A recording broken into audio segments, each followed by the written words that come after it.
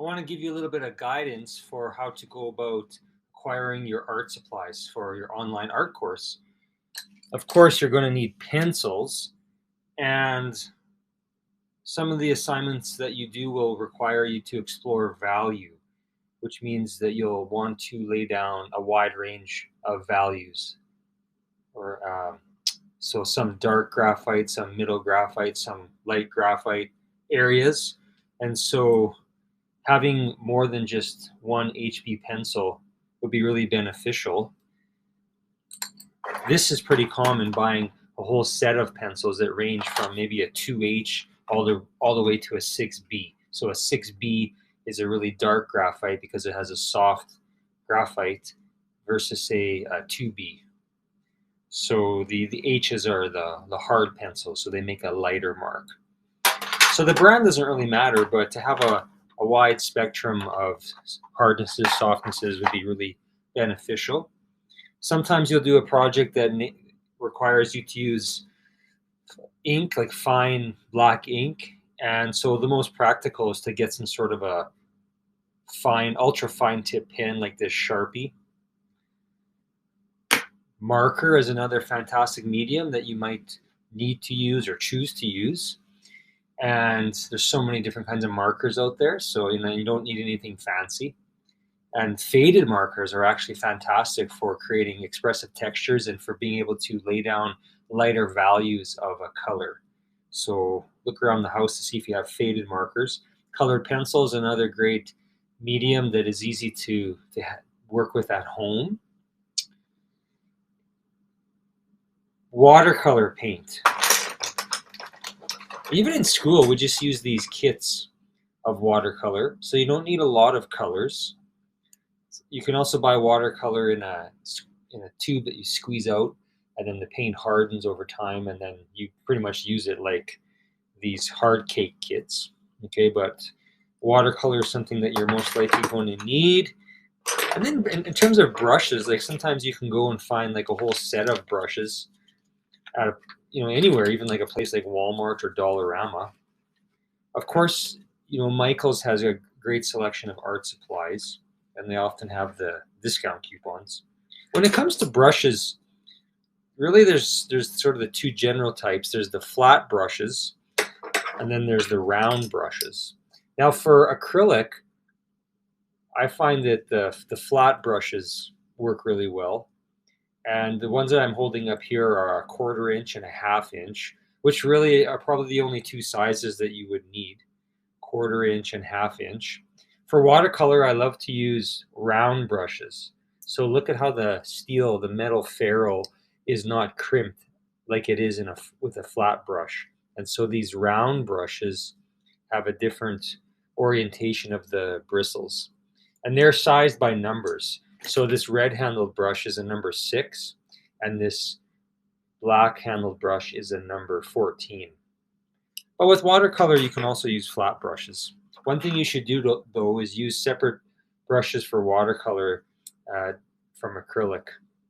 You don't want to mix acrylic paint into watercolor brushes because acrylic paint is really hard on brushes. So that being said, wash out your brushes really well with soapy water when you're using acrylic paint. Now, speaking of acrylic paint, at a place like Michaels or Alberta Art and Drafting here in Red Deer, you can buy expensive brands like Golden and Liquitex and Winsor Newton, but you certainly don't have to spend a lot of money. Even places like Walmart have their own brand called Artist Loft, and these are good quality, like they're student quality acrylics, but they work really well. I love the Liquitex Basics.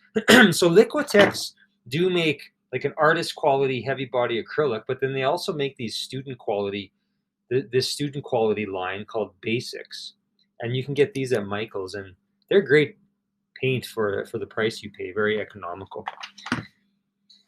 What else? Paper.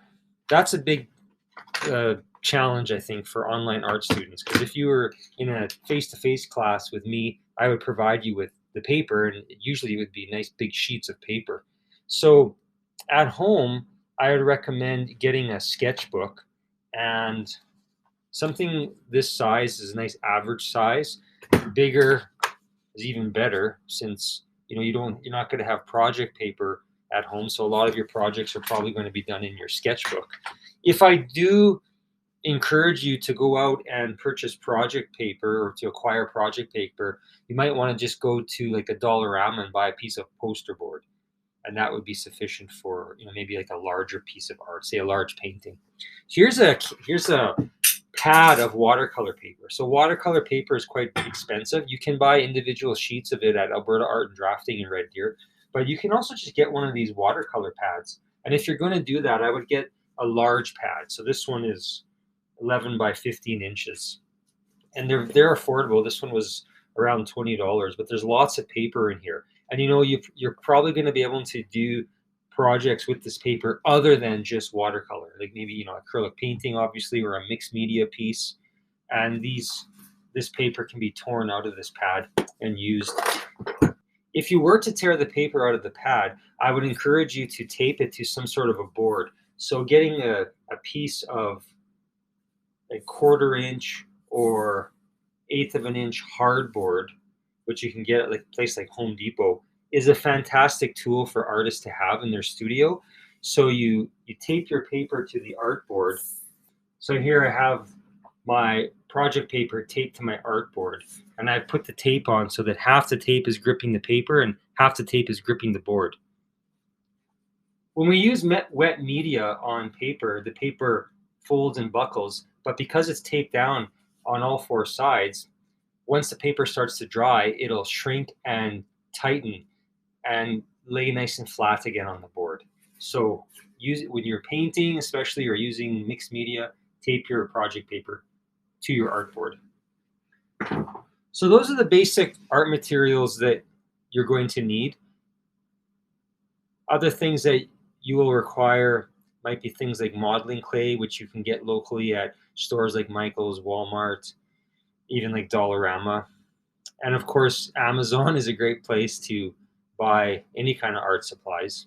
But certainly reach out to me if you have any questions about art materials and where you might acquire them. Have fun making art.